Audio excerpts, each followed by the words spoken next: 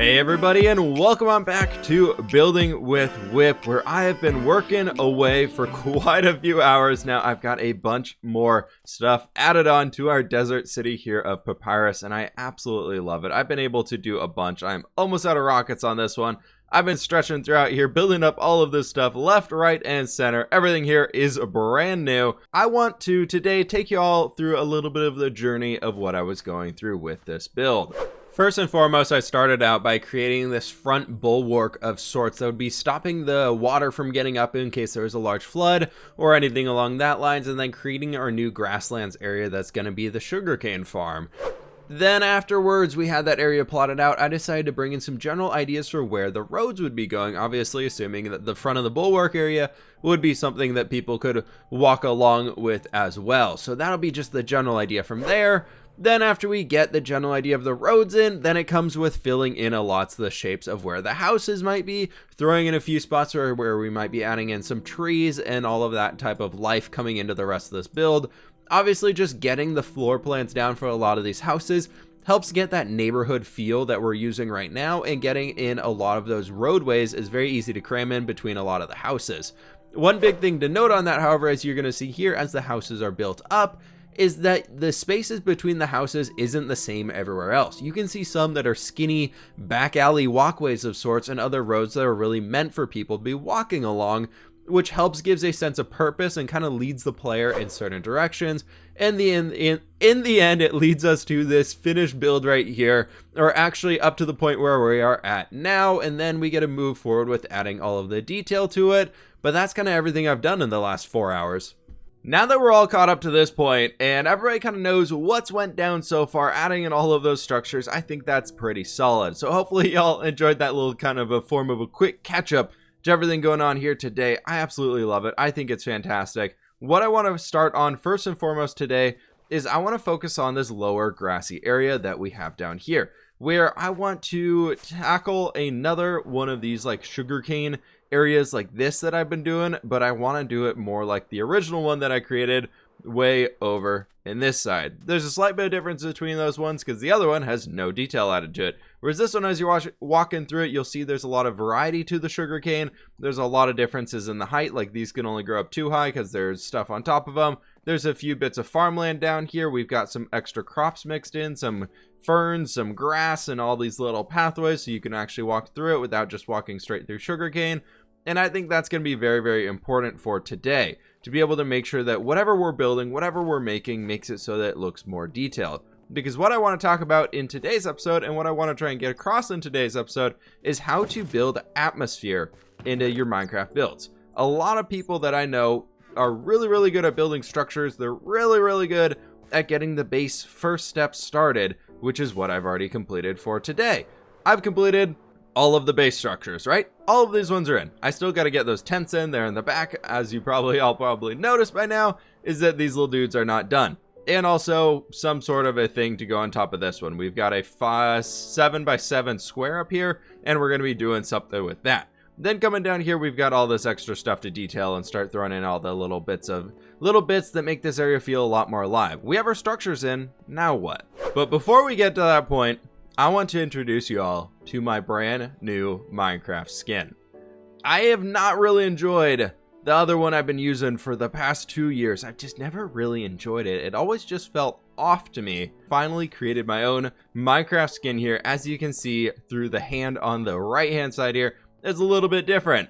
And now for the big old reveal. I've already done it on Twitter, but I gotta show it to y'all here. Here's the back of it. So it's much more like me now. It's much more of a modernized skin than what we had. I think this one's a lot better. We got some awesome blue jeans on here. We got some boots, and we got a nice teal sweatshirt going on. I'm a big fan of it. Let me know what y'all think down in the comments below. I know this sweatshirt here is a little bit based on the sweatshirt that you can get inside of Minecraft itself in the marketplace on Bedrock Edition. I'd originally done the orange one on there because I thought that was pretty dang cool, but then decided that it was time, make it a little bit more unique and throw a little bit of discussion and feedback over on the tweeters.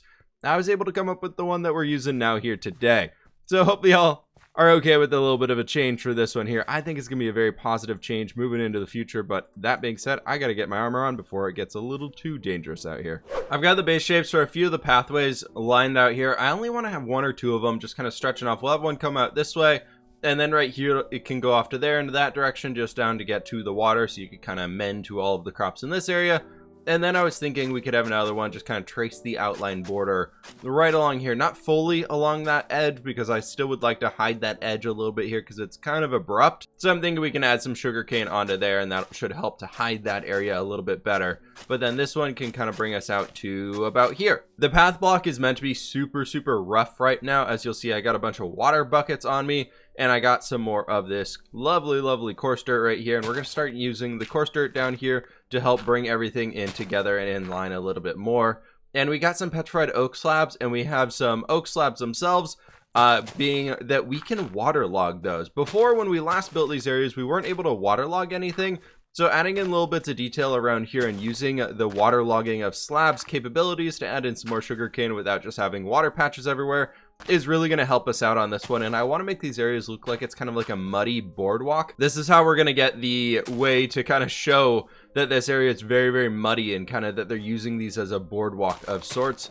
And of course, if we use the double slabs, we can get the planks going this way instead of always going that way. So it gives us a cool way of kind of shaping this, making it look like they laid down some long boards.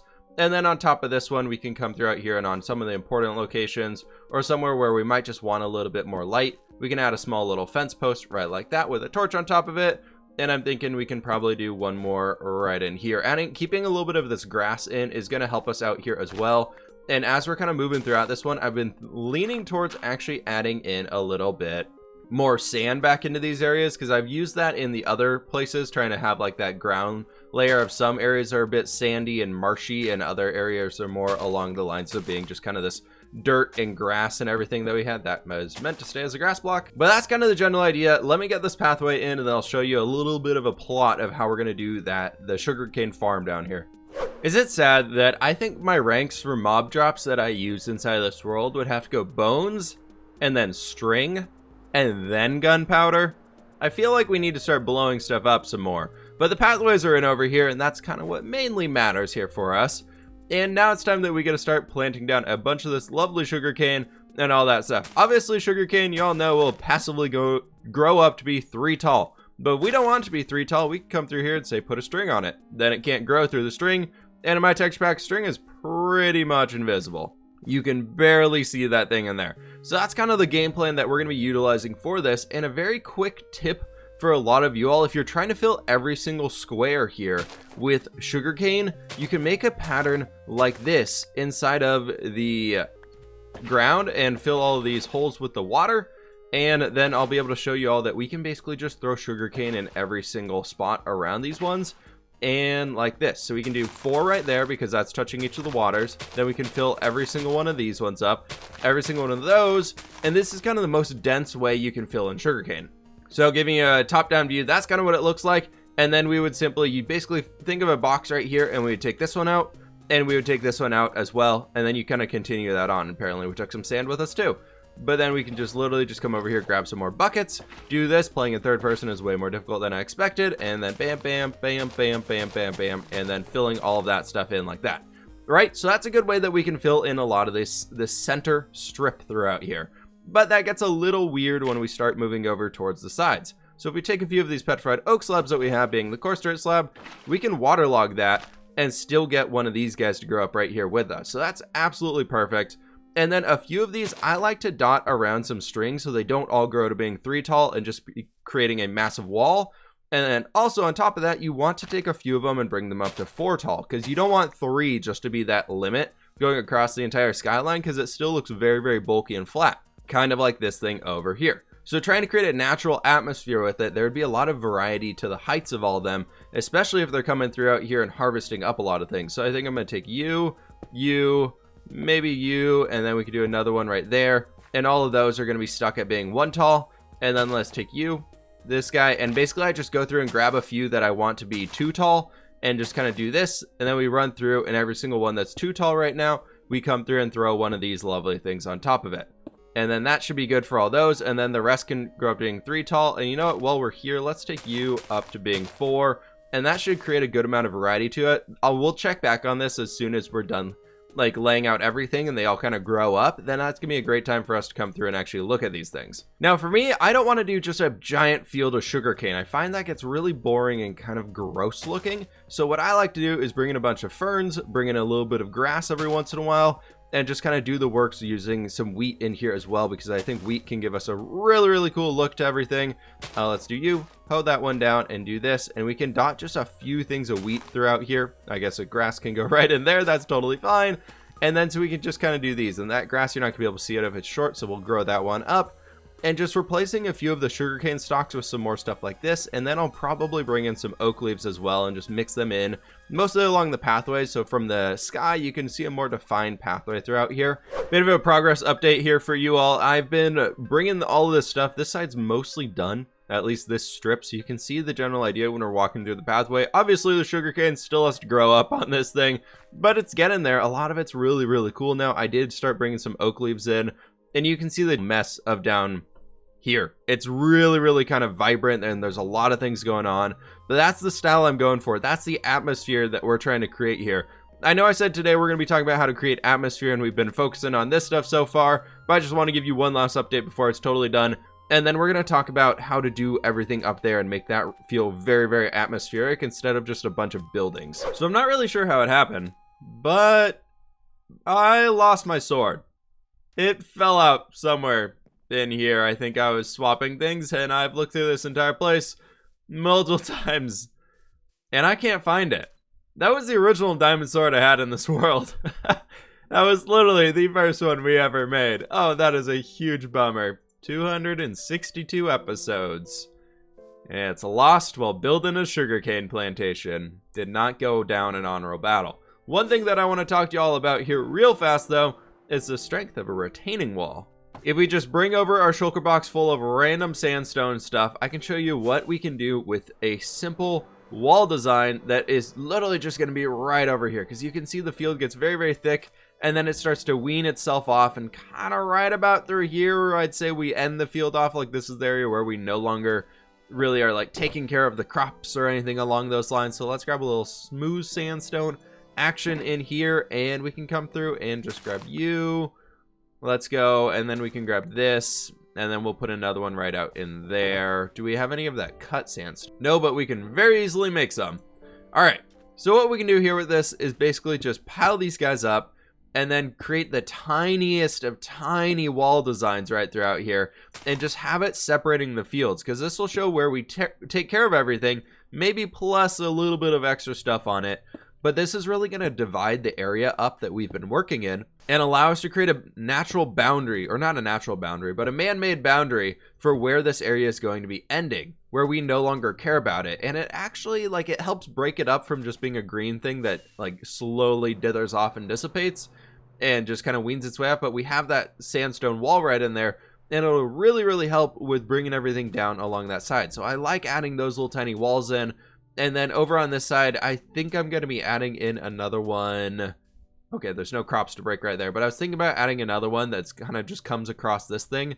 So we can have that broken down right here, and then do like this. So we can do smooth sandstone, and then right down in here. And literally just something like that will show where we care about where the crops are versus not, because then you don't need to come up with a random like harsh boundary between it. The wall is going to be that boundary.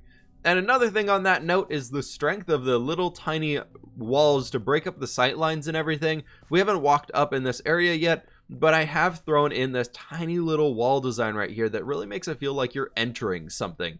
You're leaving some other area and entering in a new one. I know it's very basic and kind of wonky and weird looking, but I think it works out very well and serves a great purpose on this one. So you kind of enter in this area, and it's a little bit more of a market styled place, because we're going to build up all of these little dudes right over here. And that's going to help you feel like you're in a new location of the city, especially when whatever the heck we're going to throw up here, maybe a small statue of sorts. I don't know. We'll get around to that one. As always, first step for me for making tents is defining them in white wool and then coming back and adding the color. I think the shape is always the more confusing part for me personally to get right. So this is kind of what I've resorted to for doing it. So these ones over, you can kind of see that they're just hanging. They're just up off of some stilts and attached back into the ground here, which is kind of the same with the ones on the far side. This one is just going to be built back into the wall there, just kind of nicely doing that stuff. And then this one's just another guy like those. And now it's time to fill them with some stuff.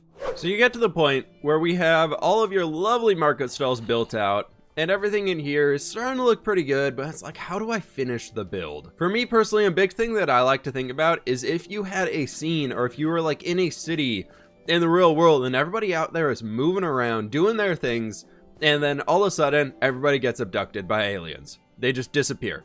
Everything that they're doing just goes to a standstill, a complete halt. What would the scene look like? What would look like going on inside your Minecraft world?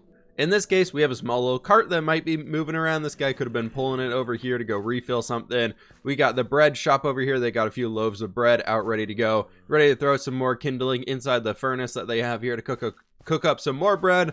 Maybe somebody here is reading a book while they're looking through all of the bookseller. Everybody like that. This dude over here is more of a smith or like a repair shop of sorts. I don't know. Maybe they make some tools like hammers and things, or maybe some cooking utensils. Then over on this side, it's just kind of a general good. So like, what would it look like? Maybe somebody's like parking a cart back here. They're doing this. They got that extra one back there. But people are like moving around, or people were moving around. Is a really, really important thing to try and get across inside of your Minecraft scene. That's how you're going to add a lot of life and detail into these worlds. And another thing that we can do very, very simply is by having the banners of whatever your city or civilization is that you're creating this atmosphere for, like this place that you're building. Add some of their banners, add some of their colors around the point, and you can get a lot of extra free detail out of that, just because everybody likes a good Minecraft banner. So if you throw those things in all over the place, we need to bring that up one more. You're going to get a lot of extra detail to it. I haven't recrafted our sword yet, by the way, the one that we just lost somewhere. And because I want feedback from you all. Let me know what we should name the Minecraft sword. This is the first time we've recreated one in a very long time. And let me know in the comments below what I should be naming the Minecraft sword. And then after I get back from vacation, we will be sure to name that one. I need my hoe down here. But yeah, let me know on that one. What I'm going to do now, though, is I'm going to go around and fill in all of the green spaces throughout this area just with some sugarcane like we did here.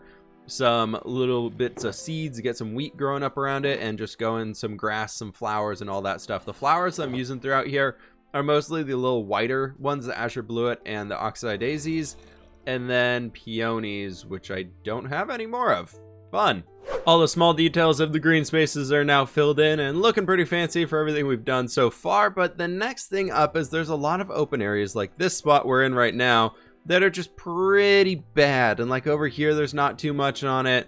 And those dead spaces like that, like you have this very lush environment in here, not lush, but like full environment that has all these spots in it and everywhere. Feels very good. But then you get into those empty spots, mainly the waterfront right now, because the rest of these places are what we've done before, just even stacking some barrels and chests and craft tables and whatnot along the edges or some of our crates. That helps to add more depth into the build because it makes it feel like people live here and move around in here. But like a lot of these walkways that we have coming back through here, oh, I guess I forgot one of them. But like these things and like this whole front area just feels really awkward and empty compared to everything else. So now we got to tackle this section, and that'll pretty much be this build done for the day. I don't think I have time to do that big guy over there. One big thing you can do to just make it a little bit more interesting wherever you're walking is mixing up the floor. So you can see I brought in a bunch more of our endstone down here just to, mix that up a little bit more so it wasn't as boring looking as it was previously. Adding a few flower pots around like these things right here. Stacking up a bunch of composters can do it. I know we're just piling things up all over the place. Even just like a well-placed lantern every once in a while can actually do a good amount of detail work for you. Then random little workstations or stands or something along those lines. Not really sure what this guy would be selling. He's maybe selling sticks or reeds of bamboo for collector's items for people who are touring around the area. But he's got his little shop right here in the corner. And then this area, you can see that it gets smaller and bigger, and there's a few benches to sit on. We got some more plants, like potted plants and things along those lines. And then this is just kind of a lone bench over on this side. That's kind of just doing its thing. But what I was thinking down here is if we have, do we have another? We don't, but what we can do is just something right like that to make it look like everything's grown over. And I don't know where this guy came from. This fishing villager, which, of course, due to barrels being everywhere, is just living here now. He now lives in this little point. He really, really likes that flower pot. And I think what I'm going to do here today, folks, is I think unfortunately that's going to have to do it for today's episode. I've already put about 9-10 hours worth of work into it, and I'm still supposed to be pre-recording for when I go on vacation. When you all see this one, I'm actually going to be coming back, I think 2 days after this video goes out. But we've got all that stuff done over there, and it's looking awesome. Let me go find a comment or question of the day, and we'll end this one off. You know, I even went and made the book before I remembered that the last video you all saw from this series here was a Q&A. I literally took most every single comment that was not a repeat or something like that and threw it into the Q&A and answered all of those. So I couldn't find anything new to do for this one. So we're just going to be calling it here, and we got the book ready for the next episode. Sweet, we'll just leave you in there. Is that another one? That's statues. Okay. The data pack I never use anymore, but that's going to have to do it for today's video, folks. I do hope y'all enjoyed this one. Let me know what your thoughts were on this style of video. I know it's much different, and hopefully the atmosphere tips that we were talking about there were able to be a little helpful for all of you. It's ways to make your build feel more alive in Minecraft, which I think is a question that I get really commonly. So I hope this was helpful for you all. If it was, please be sure to hit that like button. You know what? Hit that like button down below, even if you're a professional builder already going into this one. Subscribe if you are brand new, and I will catch you on the flip side.